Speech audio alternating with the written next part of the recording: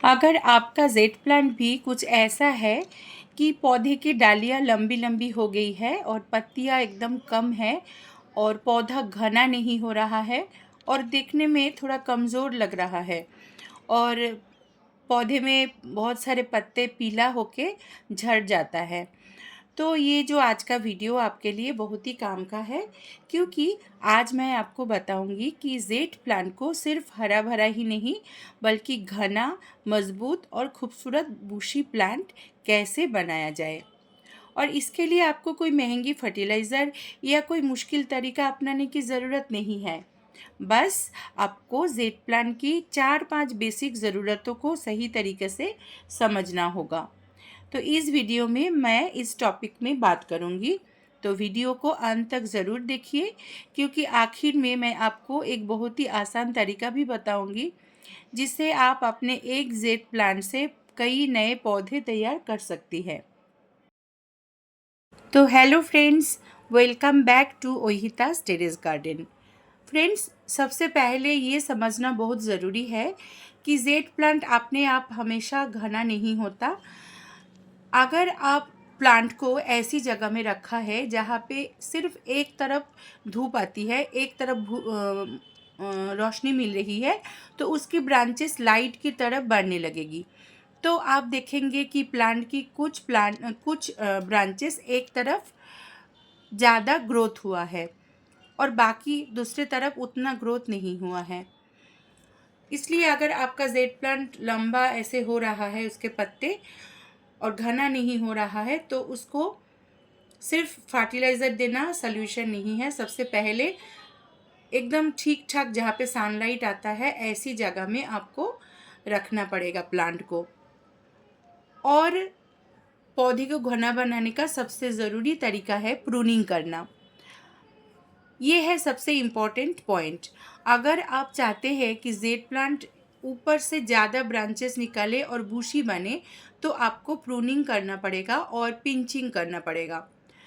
Pruning मतलब आपको थोड़ा ज़्यादा आपको प्लांट के ब्रांचेस काटना है और पिंचिंग मतलब सिर्फ ऊपर का, आप मतलब एक दो पत्ते जो नए पत्ते आ रहे हैं उसको पिंच करना है। तो आपको बीच बीच में टाइम टाइम पे आपको प्रूनिंग करना है प्लांट को और पिंचिंग करना बहुत ज़रूरी है। लेकिन हेल्दी जेड प्लांट को सही जगह पर प्रूनिंग करने से नई ब्रांचेस निकलने में मदद मिल सकती है। मान लीजिए आपकी एक लंबी ब्रांच है, आप उसे किसी हेल्दी लीफ पेयर या सुइटेबल नोट के ऊपर से प्रून कर सकती है। इसके बाद पौधा उस काट से नीचे जो मौजूद जो ग्रोथ पॉइंट है वहाँ से नई ब्रांचेस निकल सकता है। और यही अगर नई ब्रांचेस अगर आगे चलकर प्लांट को ज़्यादा बुशी लुक देती है। लेकिन ध्यान रखें, एक साथ पूरे पौधे की बहुत ज़्यादा प्रूनिंग ना करें। अगर प्लांट पहले से वीक है, रूट में प्रॉब्लम है या स्टेम सॉफ्ट है, तो पहले उसकी हेल्थ ठीक करें, उसके बाद प्रूनिंग करें। हेल्दी और एक्टिवली ग्रोइंग जो प्लांट है उसका प्रूनिंग करने से ज़्यादा अच्छा रिज़ल्ट मिलता है। और प्रूनिंग करने के बाद हमें क्या करना है ये भी हमें ध्यान रखना पड़ेगा। प्रूनिंग के तुरंत बाद सबसे बड़ी गलती होती है कि लोग पौधे में खूब सारे पानी डाल देते हैं। ऐसा बिल्कुल ना करें। जेड प्लांट सकुलेंट प्लांट है और इसके पत्तियों में और स्टेम में पानी स्टोर रहता है, तो इसलिए इसे बार बार पानी की ज़रूरत नहीं होती है। प्रूनिंग के बाद प्लांट को एकदम अच्छी वेंटिलेशन और ब्राइट लाइट वाली जगह में हमें रखना है। कोई कोई ऐसे भी बोलते हैं कि जेड प्लांट इंडोर प्लांट है, लेकिन बिल्कुल नहीं है। जेड प्लांट धूप में ज़्यादा जेड प्लांट को ज़्यादा ग्रोथ होती है और प्लांट ज़्यादा हेल्दी होती है। मिट्टी अगर ज़्यादा मतलब लगातार गीला रहेगा तो प्लांट का ख़राब होने का बहुत ज़्यादा चांसेस है। तो इसलिए आपको पानी बिल्कुल ज़्यादा नहीं देना है। और बारिश के टाइम एकदम लगातार जहाँ बारिश हो रहा है ऐसी जगह में आपको प्लांट को नहीं रखना है। और जब बारिश नहीं हो रहा है तो वाटरिंग का सही तरीका ये है जब आप देखेंगे कि गमले की मिट्टी एकदम सूख गया है, तभी आप पानी डालिए। अगर थोड़ा सा भी मॉइस्ट है, गीला है, तो आप पानी मत डालिए। पानी का बहुत ज़्यादा ध्यान रखना पड़ेगा, तभी आपको बहुत अच्छा हेल्दी जेड प्लांट आप ग्रो कर सकते हैं। और अब आते हैं मिट्टी कैसी होनी चाहिए। Soil mix. जेड प्लांट के लिए ऐसी मिट्टी चाहिए जिसमें पानी एकदम मतलब स्टोर ना हो, ऐसी जगह में ऐसी मिट्टी चाहिए। और रूट्स को हवा मिलती रहे, ऐसी मिट्टी चाहिए, मतलब एकदम भुरभुरी मिट्टी। आप एक अच्छी ड्रेनिंग सकुलेंट मिक्स इस्तेमाल कर सकती है, जो मतलब जिसमें रेत और परलाइट भी आप मिला सकते हैं, और गार्डन सॉइल मिला के आप मिट्टी तैयार कर सकते हैं। अगर परलाइट आपके पास नहीं है, कोई बात नहीं, आप आधा हिस्सा रेत ले लीजिए और आधा हिस्सा गार्डन सॉइल लेके आप सॉइल मिक्स बना सकते हैं। मिट्टी पानी को होल्ड करके चिपचिपी ना बनी रहे, ये आपको ध्यान रखना पड़ेगा। मैं तो आधा हिस्सा रेत और आधा हिस्सा जो गार्डन सॉइल और थोड़ा सा कंपोस्ट मिला के मैं मिट्टी बनाती हूँ। और जेड प्लांट को बहुत बड़ा कंटेनर बिल्कुल पसंद नहीं है। छोटे छोटे कंटेनर में इसको ये प्लांट देखने में भी सुंदर लगता है, और इसका ग्रोथ भी अच्छे से होता है। और जेड प्लांट के लिए आपको बहुत ज़्यादा फर्टिलाइज़र की भी ज़रूरत नहीं है। आप महीने में एक बार चाय की पत्ती, जैसे मैं अभी चाय की पत्ती डाल रही हूँ, चाय की पत्ती डाल सकते हैं। इसमें नाइट्रोजन होता है, और प्लांट में नए नए पत्ते जल्दी निकलते हैं और प्लांट हेल्दी होता है। लेकिन बहुत ज़्यादा फर्टिलाइज़र की ज़रूरत नहीं है। आप घरेलू जो फर्टिलाइज़र है वो आप यूज़ कर सकते हैं, बहुत अच्छा काम होता है।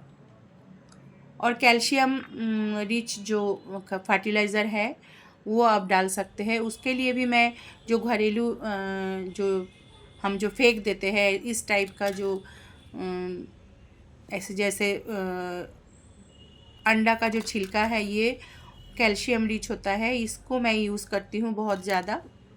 और इससे कैल्शियम की कमी पूरी हो जाती है, और प्लांट के जो रूट है, प्लांट के स्टेम है, पूरा बहुत मजबूत बनता है, और आपका प्लांट बहुत हेल्दी रहता है। इसलिए आप ये जो अंडे का छिलके, अगर आप अंडे खाते हैं तो अंडे के छिलके बिल्कुल मत फेंकिए। इसको धो के अच्छे से सुखा के फिर आप इसका डस्ट बना लीजिए, ये तो चूड़ा बना लीजिए। ऐसे करके आप इसको मिट्टी में मिला दीजिए, थोड़ा सा गुड़ाई करके आप मिट्टी में मिला दीजिए, तो आप देखेंगे कितना अच्छा आपका प्लांट मजबूत और एकदम हेल्दी रहेगा। अगर आप होममेड फर्टिलाइज़र यूज़ कर रहे हैं तो कुछ बातों का आपको ध्यान रखना पड़ेगा। अगर आप किचन वेस्ट से बनी जो खाद है वो अगर बना दे रहे हैं प्लांट में, तो आपको ध्यान रखना पड़ेगा कि वो अच्छे से कंपोस्ट बन गया है, पूरी तरह से कंपोस्ट बन गया है, तभी आप डालिए। बिल्कुल नहीं तो मत डालिए, तो आपका प्लांट ख़राब हो सकता है। क्योंकि रॉ किचन वेस्ट सीधे पॉट में बिल्कुल नहीं डालिए। डालने से क्या होगा, उसमें फंगस लग जाएगा और पेस्ट की समस्या हो सकती है।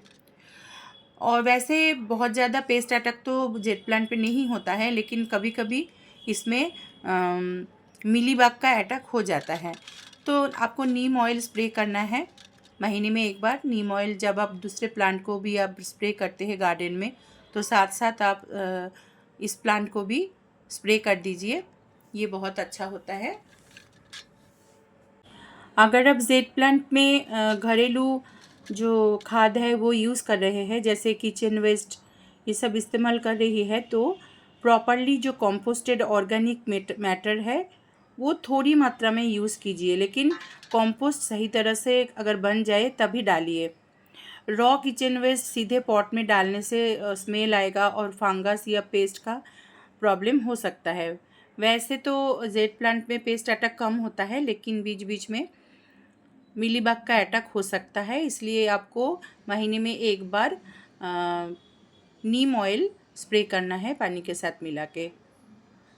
और एक तरीका है जेड प्लांट को घना बनाने का।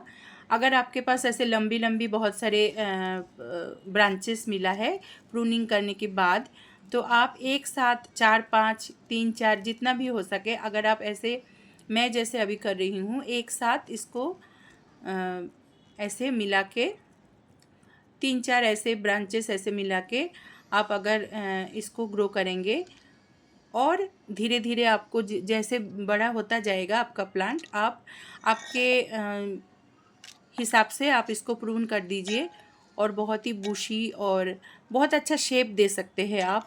जेड प्लांट का सबसे अच्छी बात है, इसमें बोनसाई बना सकते हैं, टोपियरी बना सकते हैं। तो आप जैसे चाहे आप बहुत सुंदर रूप दे सकते हैं इस प्लांट का। तो मैं जैसे अभी बना रही हूँ, देखिए इसमें मैं आधा हिस्सा मिट्टी और आधा हिस्सा रेत मिला के मिट्टी बना लिया, सॉइल मिक्स, और इसमें 3 ऐसे लंबे ब्रांचेस मैंने इसमें एक साथ ग्रो कर रही हूँ।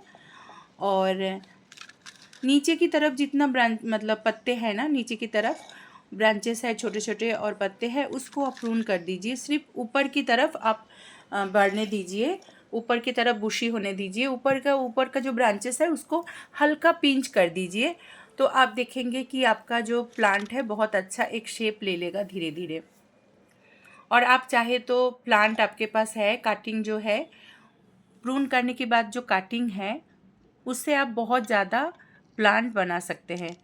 कोई भी प्लांट आप मत फेंकिए, प्रूनिंग करने के बाद जितना भी आपके पास जो ब्रांचेस है उसको आप मिट्टी में, किसी भी तरह की मिट्टी में आप लगाएंगे तो ग्रो हो जाएगा, क्योंकि ये प्लांट बहुत आसानी से ग्रो हो जाता है। लेकिन रेत में अगर आप डायरेक्ट लगाएंगे तो बहुत ज़्यादा अच्छे से ग्रोथ होता है, जल्दी ये ग्रोथ ले लेता है और आपके पास बहुत सारा जेड प्लांट हो जाएगा। और आपको जैसे ही आपका मन है, आपके मनपसंद शेप में आप टोपियरी बनाइए, फिर बोनसाई बनाइए, बहुत अच्छा लगेगा। तो ये था आज का वीडियो। अगर आपको वीडियो अच्छा लगा है तो लाइक, शेयर, कमेंट्स कीजिए और मेरे चैनल को सब्सक्राइब कीजिए। Thanks for watching.